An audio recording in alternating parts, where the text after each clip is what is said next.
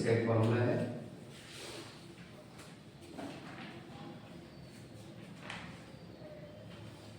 Raw material consumed divided by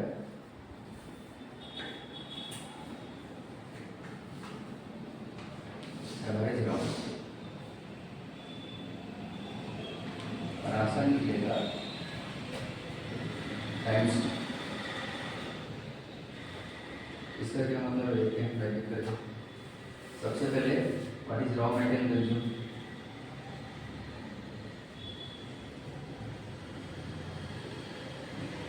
opening stock of raw material, suppose opening stock of raw material है 20,000,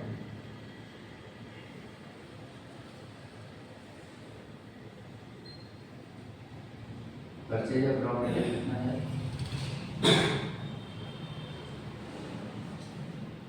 1,10,000, total हो गया 1,30,000 less ये क्या है लेस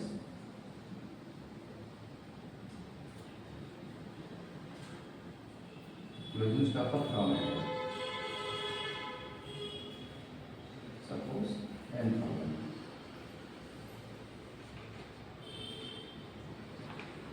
तो हमारा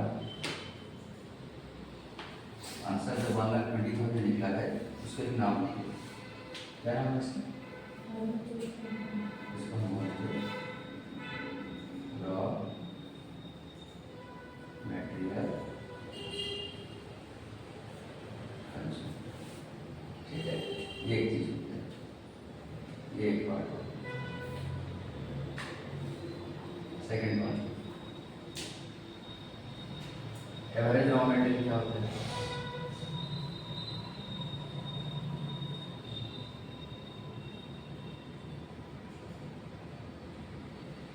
ये कैसे निकालते हैं,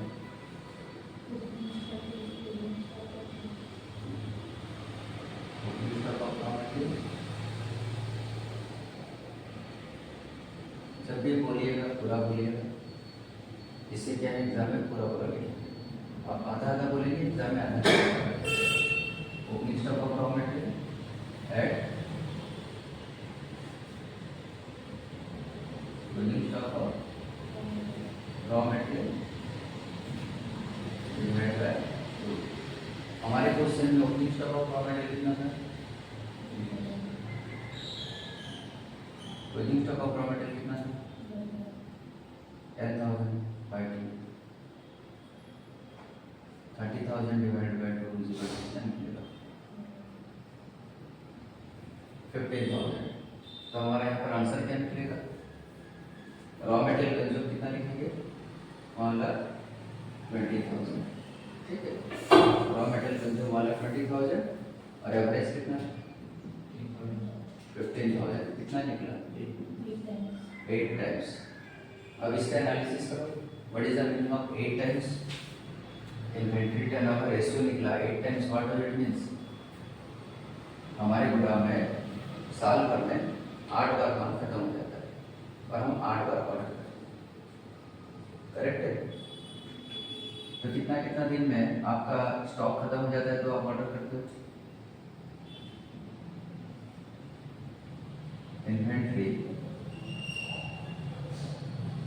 कन्वर्सन फिगर, ये कैसे निकालेंगे, number of working days in a year divided by inventory turnover ratio. Number of working days कितना है साल में, सपोज क्वेश्चन दिया था 360 डेज, सपोज ये क्वेश्चन दिया रहता है कि 360 डेज हमारा फैक्ट्री काम करता है, 300 डेज फैक्ट्री काम करता है, 250 डेज फैक्ट्री काम करता है, depend upon the question. Inventory turnover ratio कितना निकला 8, तो आंसर क्या निकला 45 डेज। इसका मतलब हमारा रॉ मटेरियल फिनिश गुड्स में कन्वर्ट हो जाता है 45 दिन। फिर हम रॉ मटेरियल ऑर्डर करते हैं, फिर फिनिश गुड्स तैयार करते हैं, फिर रॉ मटेरियल ऑर्डर करते हैं, फिर फिनिश गुड्स तैयार करते हैं। तो 45 डेज में हमारा स्टॉक जो रॉ मटेरियल फिनिश गुड्स में कन्वर्ट हो जाता है। क्लियर? इसको यूज ऑन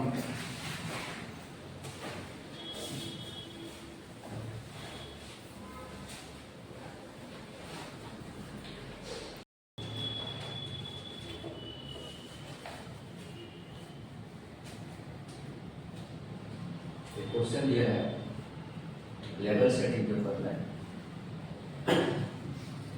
नॉर्मली हमारे फैक्ट्री में हर वीक 300 यूनिट का कंजप्शन होता है। नॉर्मली जैसे मम्मी बोलते हैं हमारा बच्चा नॉर्मली 3 रोटी खाता है, लेकिन जब गाजर का हलवा बनाने के बाद पनीर की सब्जी रहेगी तो 3 के बजाय वो कितना खा जाता है? वो 5 रोटी खा जाता है। वो है मैक्सिमम यूजेस, मैक्सिमम 5 रोटी। उसी प्रकार से यहाँ मैक्सिमम कितना? 450 यूनिट्स। मैक्सिमम एक हफ्ता में 450 यूनिट्स का कंजप्शन है। मिनिमम कितना कंजप्शन है? 150। नॉर्मली कितना? 300। मतलब हमारा बच्चा नॉर्मली 3 रोटी खाता है। सब्जी बढ़िया रहेगा तो 5 रोटी खाता है, और सब्जी अच्छा नहीं लगता रहेगा उसको तो 1 रोटी खा के चले जाता है। मतलब 3 लेवल हमेशा रहता है, एक मिनिमम, एक मैक्सिमम और तीसरा normal. Reordering quantity. Reordering quantity का मतलब क्या होता है? आपका गोदाम में माल कितना बचा है तो आप फिर से ऑर्डर करो। बेसिकली रीऑर्डरिंग क्वांटिटी वो होता है जहां पर हम लोग उतना ऑर्डर करेंगे जितना में हमारा कॉस्ट कम हो सके। आप इसको रीऑर्डरिंग क्वांटिटी को आप इकोनॉमिक ऑर्डरिंग क्वांटिटी बोलो, जो कि प्रीवियस क्लास में पढ़े। इकोनॉमिक ऑर्डरिंग क्वांटिटी क्या होता है? What is economic ordering quantity? उतना ऑर्डर करेंगे जहां पर हमारा ऑर्डरिंग कॉस्ट, सामान ऑर्डर करने का खर्चा और दूसरा सामान को कटने का खर्चा, स्टोरेज कॉस्ट, दोनों कम से कम हो। और रीऑर्डरिंग क्वांटिटी हो गया। अच्छा, रीऑर्डरिंग पीरियड एक का कितना दिया था? मिनिमम 4 वीक लगता है आपका सामान आने के लिए, और मैक्सिमम 6 वीक लगता है। एक आप फ्लिपकार्ट में ऑर्डर किए 2 दिन में सामान आ गया। नहीं, आप फ्लिपकार्ट में ऑर्डर किए 4 दिन में सामान आ गया। जैसे मैंने अमेजन से कुछ ऑर्डर किया है और वो 6 दिन हो गया ना, अभी तक आया नहीं। कभी कभी डिले हो जाता है, अदरवाइज अमेजन से सामान 2 दिन में आ जाता है। कभी कभी ऐसा हो जाता है ऑकेजनली कि मैक्सिमम टाइम हो जाए, अदरवाइज सब कुछ टाइम से आता है। ठीक है, हमको कैलकुलेट क्या करना है? Reordering level, minimum stock level, maximum stock level और एवरेज स्टॉक लेवल। ठीक है, एक क्वेश्चन हर साल मिलता है एग्जाम में, इस साल भी मिलेगा। कैसे सॉल्व करेंगे? कितना कैटेगरी का मटेरियल है? 2 कैटेगरी, कैटेगरी ए और कैटेगरी बी। सबसे पहला बिट क्या दिया है? Reordering level. रीऑर्डरिंग लेवल का फॉर्मूला क्या है? Maximum consumption into maximum reordering. तो ए के लिए देखते हैं। ठीक है, ए का देखते हैं सबसे पहले। मैक्सिमम कंजप्शन ए और बी दोनों के लिए कितना है? 450 यूनिट्स। मैक्सिमम टाइम ए के लिए कितना है? इंटू 6 कितना हो रहा है? 2700 यूनिट्स। और बी का मैक्सिमम कितना है? 4 1800। This is reordering level. किसी को डाउट तो पूछो। हमारा स्टॉक कब खत्म हो जाएगा तो खत्म कितना स्टॉक हमारे पास बचे रहेगा हम फिर से ऑर्डर करेंगे। तो अगर हमारे गोदाम में मटेरियल के 2700 यूनिट जब पहुंचा हम फिर से ऑर्डर करेंगे सप्लायर को, और मटेरियल का 1800 यूनिट। जैसे ही 1800 यूनिट पे पहुंचा हम सप्लायर को फोन करेंगे, भाई माल भेजो, क्योंकि तुम्हारे पास से माल का डिलीवरी होने में भी तो 3-4 दिन लगता है ना। कितना दिन लगता है? 4 दिन लग जाता है सामान आने के लिए। और डेली हमारा गोदाम हमारा कितना यूज होता है यूनिट्स? 450। डेली हम 450 यूनिट बेचते हैं, तो तुम्हारा सामान 4 दिन में आएगा। तो हमारे पास अभी 1800 बुक है, हर दिन 450 बुक बिक्री होती जाएगा। तो चौथा दिन का शाम को जब आपका सामान पहुंचेगा तब तक हमारा दुकान खाली चलेगा। मैक्सिमम टाइम, कम भी लग सकता है, जरूरी नहीं कि हमेशा मैक्सिमम लगे, लेकिन इतना हमेशा हमको जैसे इस लेवल पे पहुंचेगा हमको पूरा कवर कर देगा, नहीं तो प्रॉब्लम। ठीक है, रीऑर्डरिंग लेवल। दूसरा क्या दिया है, minimum level, minimum stock level. Sir what is minimum stock level? कम से कम गोदाम में कितना माल हमेशा रहना चाहिए? मिनिमम फॉर्मूला क्या है? रीऑर्डरिंग लेवल माइनस एवरेज या फिर नॉर्मल, जो भी बोल सकते हो आप, एवरेज कंजप्शन या फिर नॉर्मल कंजप्शन। इसका रीऑर्डरिंग लेवल कितना निकला? 2700 यूनिट्स। इसका कितना निकला? 1800 यूनिट्स। इसमें माइनस करेंगे नॉर्मल कंजप्शन। नॉर्मल कंजप्शन कितना होता है? 300 यूनिट। अगर 4 मिनिमम है और 6 मैक्सिमम टाइम है, 4 मिनिमम टाइम है और 6 मैक्सिमम टाइम है, तो 4 + 6 10 डिवाइडेड बाय 2 कितना हो गया? 5। इसको हम नॉर्मल टाइम लेंगे। तो नॉर्मल कंजप्शन कितना है? 300 यूनिट। नॉर्मल टाइम कितना लगता है? 5। तो 2700 माइनस 1500 इज इक्वल टू 1200। ये हमारा minimum stock level. Metal B का कैसे निकालेंगे? नॉर्मल कितना लगता है? 300 यूनिट। डी का नॉर्मल टाइम क्या होता है? नहीं सर, मिनिमम 2 दिन है, मैक्सिमम 4 दिन है, डिवाइडेड बाय 2 + 4 6, 6/2 कितना? 3। तो 3 दिन हमारा लगता है। 300 × 3 कितना हुआ? 900। 1800 से 900 गया तो कितना होगी? 900। यह हमारा हो गया मिनिमम स्टॉक लेवल। उसके बाद मैक्सिमम स्टॉक लेवल, ये कैसे निकालेंगे?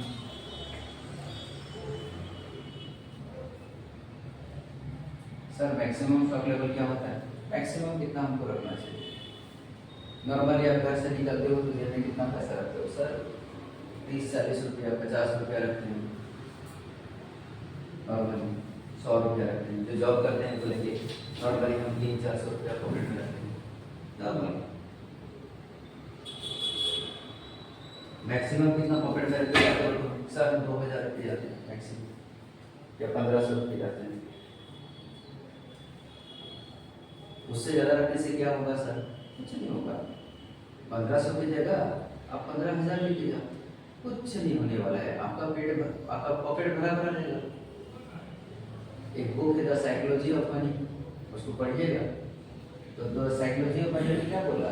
अगर आप अपने पास जितना दरकार है उससे ज़्यादा कैश रखें, there is 100% chances of over spending. That means आप रास्ते में जा रहे हो, पॉकेट में 15000 है और अचानक से आपका मन करेगा अरे गाड़ी का कवर नया लगाना चाहिए, सीट कवर। अचानक से आपको मन करेगा एक जगह से लेना चाहिए, अचानक से मन करेगा कि नया जूता, नया जींस ले लेना चाहिए। अचानक से लगेगा कि बहुत दिन तो सादा खाए, चलो आज दोस्त के साथ जाते हैं रेस्टोरेंट में खाना खाते हैं। उसका बर्थडे टाइम हम लोग उसको ट्रीट नहीं देते, या हमारा बर्थडे टाइम हम ट्रीट नहीं देते, या वो ऐसे व्हाटएवर वे भी देते। और जब आप घर पहुंचोगे तो पता चलेगा आपका 15,000 में से 3-3.5 खर्चा करके हो 11,500 रुपीज़ रखा हुआ है। फिर आपके मन में विचार आएगा कि चलो पैसा जमा कर देंगे बैंक, और नेक्स्ट डे क्या होगा? बैंक हॉलीडे देगा सेकंड सैटरडे। फिर 11,500 के साथ आप शाम को घर पहुंचे तो 9,000 रुपीज़ हो जाएगा। आप बोलोगे 10,000 से नीचे हो गया, अराउंड की तरफ नहीं है, बाकी पैसा बचा के क्या करूँगा? इसका भी कुछ कर ही देता हूँ। मोरल ऑफ द स्टोरी, कभी भी आप अपने पास अगर ज़्यादा कैश रखते हो तो आपका कैश आपके हाथ से चला जाएगा। उसी प्रकार से मैक्सिमम स्टॉक लेवल, गोदाम में इससे ज़्यादा स्टॉक मत रखना। अगर इससे ज़्यादा स्टॉक रखोगे तो क्या होगा? स्टॉक खराब हो जाएगा, आउटडेटेड हो सकता है, डैमेज हो सकता है। ज़्यादा स्टॉक रखने के चक्कर में आप ज़्यादा पैसा फंसाओगे। स्टॉक को परचेज करके लाने के लिए तो पैसा चाहिएगा, तो वो पैसा बैंक में रहेगा तो इंटरेस्ट जनरेट करेगा। वो पैसा स्टॉक में डाल के रखिए, स्टॉक गोदाम में पड़ा हुआ किसी काम का नहीं, उससे इंटरेस्ट तो नहीं आ रहा है। इसलिए आप इससे ज़्यादा स्टॉक नहीं रखते, मैक्सिमम स्टॉक। फॉर्मूला क्या है? Reordering level plus reordering quantity minus minimum consumption into minimum reordering. Solve करते हैं फॉर्मूला के साथ। रीऑर्डरिंग क्वांटिटी ई का कितना है? 2400 यूनिट। बी का रीऑर्डरिंग क्वांटिटी कितना है? 3600 यूनिट प्लस रीऑर्डरिंग क्वांटिटी के साथ क्या ऐड करना है? रीऑर्डरिंग क्वांटिटी के साथ क्या ऐड करना है? रीऑर्डरिंग लेवल ऐड करना है। अब आगे पीछे कर सकते हो या फिर जैसे लिखा है फॉर्मूला उसके हिसाब से अगर जाएंगे तो सबसे पहले क्या बोला? रीऑर्डरिंग लेवल कितना है? रीऑर्डरिंग लेवल 1200, सॉरी इसका रीऑर्डरिंग लेवल कितना है? इसका 2700 यूनिट है और इसका 1800 यूनिट प्लस इसका रीऑर्डरिंग क्वांटिटी कितना है? 2400 यूनिट रीऑर्डरिंग और बी का reordering quantity 3600 minus minimum consumption कितना है? देखो 150 यूनिट्स। ए का मिनिमम टाइम कितना है? देखो 4 दिन। मिनिमम कंजप्शन 150 और बी का मिनिमम पीरियड कितना है? देखो बी का मिनिमम टाइम कितना लगता है? 2। कितना हुआ हिसाब करके बताओ। ये दोनों को प्लस कर देने से कितना हो रहा है? 5100। उसमें से माइनस कर दिए 600 तो कितना हो रहा है? 4500 यूनिट्स। इसका कितना हो रहा है? 5400 minus 1500 into 2, sorry 150 into 2 300। Direct क्यों जा रहे हैं आप? देखिए तो क्या लिख रहा हूँ मैं। 1800 और 3600 मिला के 5400। 150 इंटू 2 300 माइनस करके कितना हो गया? 5100। वाह, ये हमारा हो गया मैक्सिमम स्टॉक लेवल। ठीक है, इसका फोटो क्लिक कर लो। मिनिमम स्टॉक लेवल का फॉर्मूला में normal consumption into normal utility है। हाँ, into normal utility, normal consumption into normal utility. ये और ये है।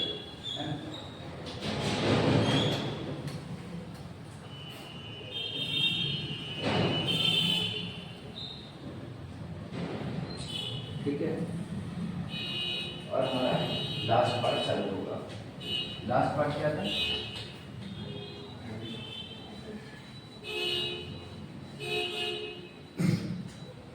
लास्ट पार्ट क्या रहेगा? Average stock level. क्या रहना चाहिए फॉर्मूला? मिनिमम स्टॉक लेवल पूरा बोलना सीखिए। Minimum plus maximum bye 2। Minimum stock level plus maximum stock level divide by. जब हमारे पास काम नहीं रहता तो हम लोग फालतू का बहुत बात करते थे, और जब काम का बात आता है तो हम बहुत छोटा में कोड वर्ड कर सकते हैं। ऐसा नहीं करना है, ठीक से बात करो। पूरा फॉर्मूला करो। Minimum stock level plus maximum stock level by 2। Minimum stock level A का कितना है? और मैक्सिमम डिवाइड बाय 2 कितना हो रहा है बताओ?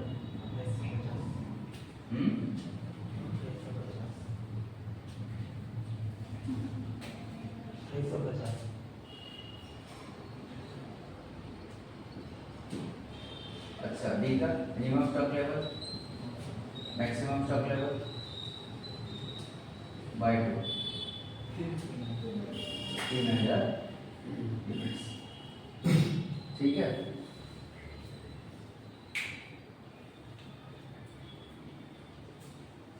ठीक है।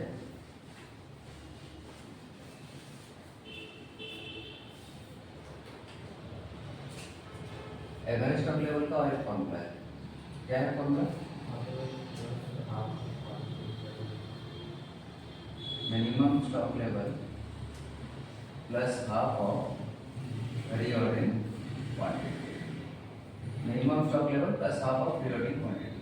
और मिनिमम स्टॉक लेवल कितना निकलेगा? और रीऑर्डरिंग क्वांटिटी ए का कितना था?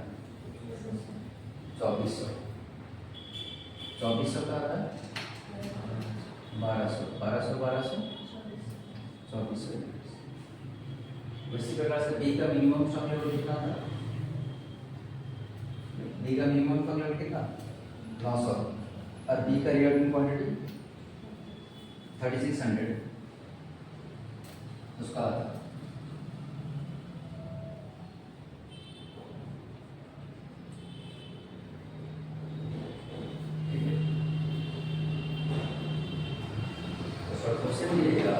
एग्जाम में ऐसा कुछ लिख रहेगा, एक मटेरियल है जिसका रीऑर्डरिंग क्वांटिटी दिया है 2400 और मिनिमम स्टॉक लेवल क्या है 1200।